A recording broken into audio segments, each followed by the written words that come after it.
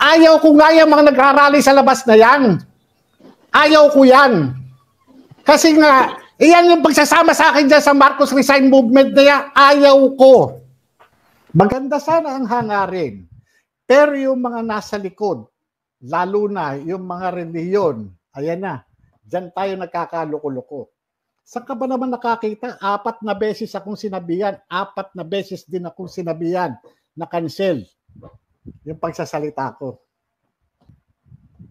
Anong problema ko sa kanila?